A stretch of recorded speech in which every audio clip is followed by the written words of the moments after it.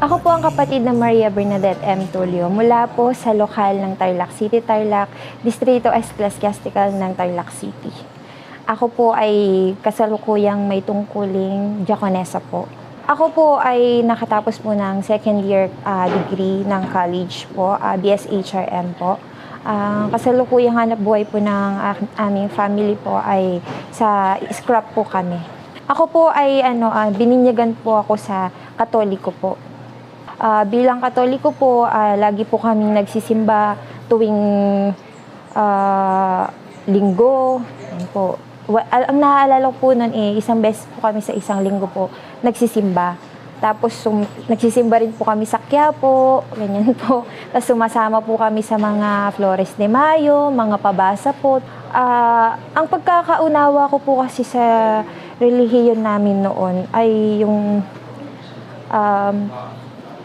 basta po namin susundin po yung mga tinuturo po ng mga magulang po namin. Kung ano po yung mga nakasanayan po nila, yun din po yung ginagawa po namin. Yung sa mga panahon po noon, hindi po sumagi po sa isip ko na kilalanin po talaga or suriin yung relihiyon na kung nasaan po kami. Kasi ang ano ko lang po noon, bata pa lang po ako, ang sa akin lang po, susunod lang po ako sa mga nakasanayan po o sa mga itinuturo po ng magulang ko sa akin. Ang first encounter ko po sa Iglesia ni Cristo nung high school po ako, sa mga klase ko po noon, dahil po ibang-iba po talaga yung mga ugali ng mga Iglesia ni Cristo na mga kaklase ko, kesa po dun sa mga ibang relihiyon po. Kaya po, parang napapaisip po ako kasi tuwing hapon, meron po silang mga pinupuntahang aktibidad, magkakasama po sila, tsaka magkakaibigan po talaga sila. Kilala po nila yung isa't isa. Tapos nung nag-college po ako, dun po, parang yung school ko po kasi, katabi niya po yung kapilya. Kaya po, nagsadya po ako mismo dun sa kapilya. Nung parang vacant ko po nun. Ayun po, nung pumunta po ako dun sa kapilya, sa tabi po ng eskwelahan namin, may nakita po ako dun na isang kapatid po. Yun, nagtanong po ako sa kanya about po sa Iglesia ni Cristo. Ngayon po, pinakilala niya po ako sa isang ministro. Kaya doon po ako nag-umpisa po na makinig po ng mga aral ng Diyos. So ayun po, tuloy-tuloy lang po, sumasama din. Bumibisita po ako pag meron pong mga pamamahayag, ganyan po. Hanggang sa napakinggan ko yung mga aral niya, hanggang sa parang yung puso ko, gustong-gusto na talaga niyang malaman kung ano pa yung mga nakapaloob doon sa mga aral na yun. Parang gusto ko pa pong matuto lalo. Kaya po nagdesisyon po ako na magpatala na po ako bilang doktrina po. Para po masama na po ako dun sa mga tinuturuan po nila ng regular. Ang nakatawag po sa akin ng pansin yung mga aral po niya talaga pong nagmumula sa Biblia. Yung po lahat po ng mga itinuturo niya, talaga pong tinitingnan po niya talaga sa Biblia.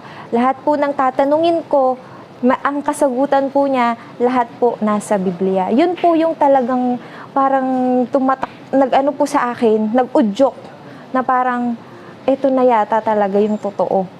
Kaya po, ako, nagdesisyon na rin po akong umanib at magpabautismo po sa Iglesia ni Cristo. At ang isa pa pong aral na hindi ko makakalimutan, yung pong aral tungkol po sa kaligtasan, na ang sinasabi po sa Biblia po, ang mga maliligtas ay yung mga aanib po sa Iglesia ni Cristo. So yun po talaga yung nagbigay ng kabagabagan sa puso ko na hindi pa pwede na maligtas ka kung wala ka sa loob nito, sa loob ng kawan, sabi ko. Na hindi naman itinuturo po sa ibang relihiyon po yung ganun. Dito ko lang po talaga narinig. Nanindigan po ako kasi nalaman ko po talaga yung katotohanan Yung nabuksan po talaga yung isip ko, which is hindi ko talaga mahanap po yun sa ibang relihiyon. Kasi natry ko na rin po mag-Rizalino. Na-try ko na rin pong mag-Bible study sa, yung born again po. Na-try ko na din po dyan. Sabihin na lang po natin, napaka-open-minded ko po kasi talaga. Bumibisita po ako na noon sa iba-ibang religions po para mapakinggan din po talaga yung mga aral nila. Pero ang Iglesia ni Cristo lang po talaga yung nakapagpalinaw sa akin sa lahat ng mga tanong ko. Nabautismuhan po ako noong 2011 sa Templo Central. Ang unang lokal na kinatalaan ko po ay sa Maylagro po. lokal po ng Lagro, Quezon City. After po ng bautismo ko noon, ang unang pinahiniling ko po sa ating Diyos, ating Ama po, na maayos po yung buhay ko. Yun po talaga yung pinakahihiling ko sa Kanya. Kasi nung time na yun, parang hindi ko po alam kung saan po yung direksyon.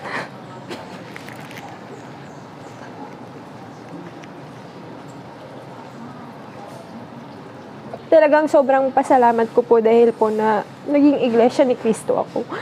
At ipinagpapasalamat ko po yung tuwing sasamba po ako, yan mga pagkakataon na po yan. Kasi diyan ko po talaga naririnig yung mga aral ng Diyos, which is nakakapagpatibay lalo sa akin. Sa araw-araw kong buhay, nakakapagpatibay sa pananampalataya ko. Yan, kapag talagang sukong-suko ka na dito sa pagsamba, dito mo talaga mahahanap yung totoong solusyon sa problema mo. Paglipas po ng habang panahon po, halos 10 taon, mahigit na rin po, napatunayan ko po sa sarili ko na talagang hindi po ako nagkamali sa pag-anim ko po sa Iglesia ni Cristo. Dahil dito ko po talaga naranasan yung tunay na kasiglahan bilang isang Iglesia ni Cristo, bilang mananampalataya.